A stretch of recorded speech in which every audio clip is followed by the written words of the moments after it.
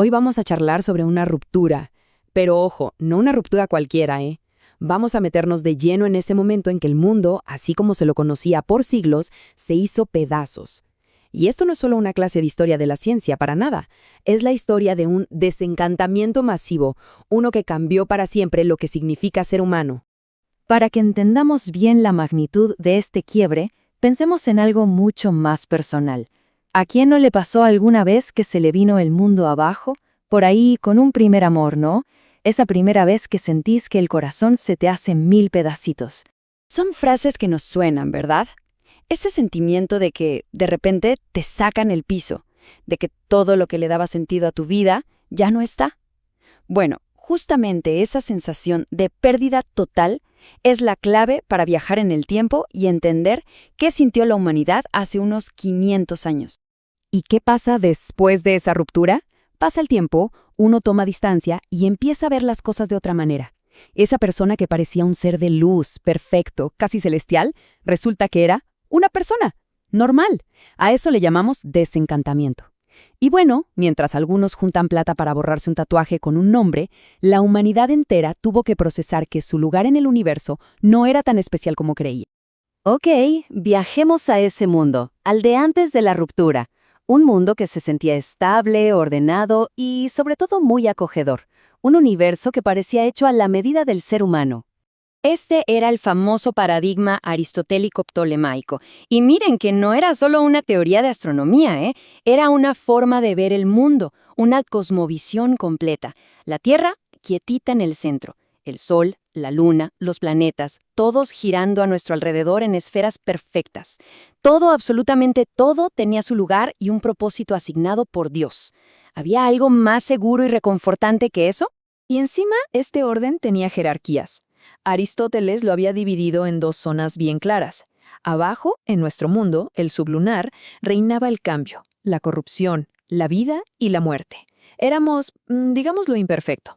Pero arriba, en el mundo supralunar, todo era perfecto, eterno, divino. Y ojo, que esto no era una idea loca. Se confirmaba con solo mirar para arriba. El sol salía y se ponía todos los días, pero la tierra se sentía firme bajo los pies. La evidencia de los sentidos lo confirmaba todo. Pero bueno, hasta en los sistemas más perfectos a veces aparece una pequeña grieta, un detalle que no cierra, y que si empezás a tirar de ese hilito se te puede venir abajo todo el edificio. Y ese detalle molesto, ese grano en el cosmos, fue Marte. Resulta que, mirándolo desde la Tierra, el planeta rojo hacía algo rarísimo. Avanzaba, de golpe frenaba, retrocedía un poco y después seguía su camino. Una especie de bailecito cósmico que no encajaba para nada con la idea de órbitas perfectas y circulares.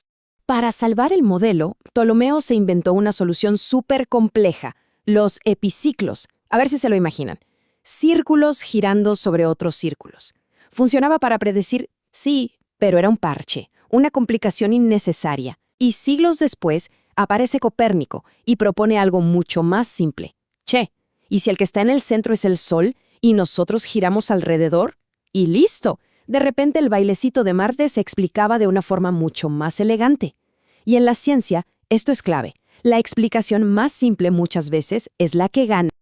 Copérnico plantó la semilla de la duda, pero el que trajo las pruebas fue Galileo Galilei. Con su telescopio mejorado, vio cosas que nadie había visto antes. Y lo más importante, afirmó algo totalmente revolucionario. La naturaleza no es un misterio divino que no podemos entender. No, es un libro, y está escrito en el lenguaje de las matemáticas. Y nosotros podemos leerlo, podemos entenderlo con la razón y con la evidencia. Y claro, esta nueva forma de ver el mundo no iba a pasar así como si nada. Chocó, pero de frente, con el poder que había defendido la vieja verdad durante más de 1000 años. En 1633, la Inquisición llevó a juicio a Galileo. La acusación, sostener una idea que iba en contra de las Escrituras.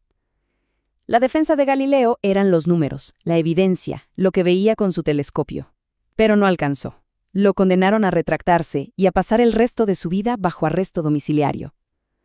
Cuentan que al salir murmuró por lo bajo, «Eppur si muove», o sea, y sin embargo se mueve.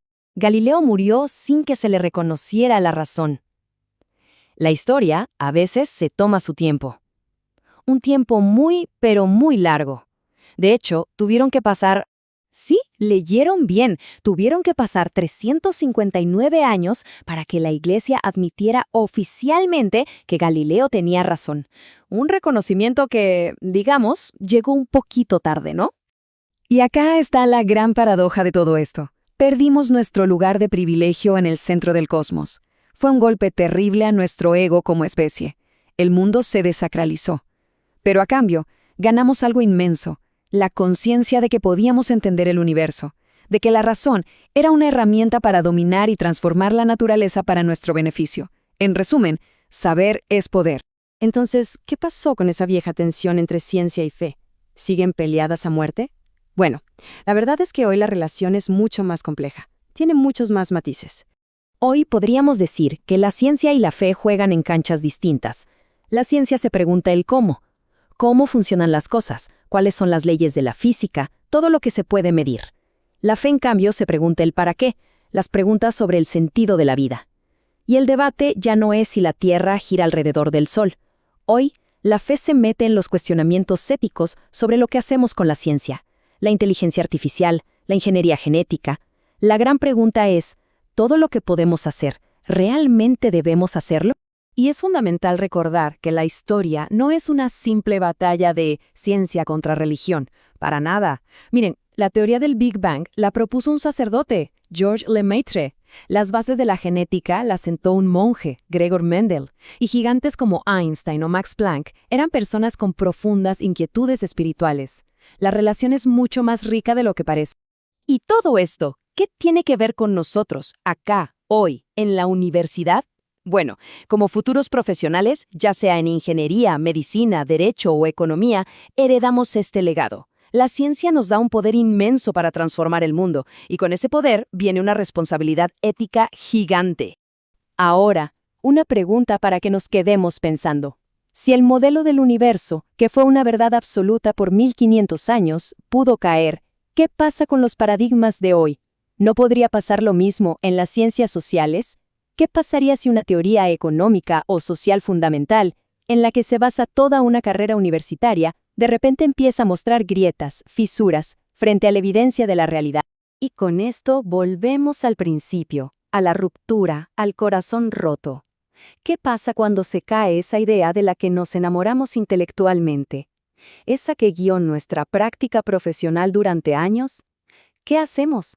¿Tenemos la valentía de Ptolomeo para inventar parches y defenderla a toda costa?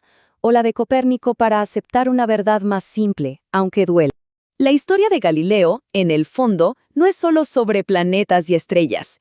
Es una invitación a dudar de nuestras certezas más profundas, a tener el coraje de seguir la evidencia sin importar a dónde nos lleve.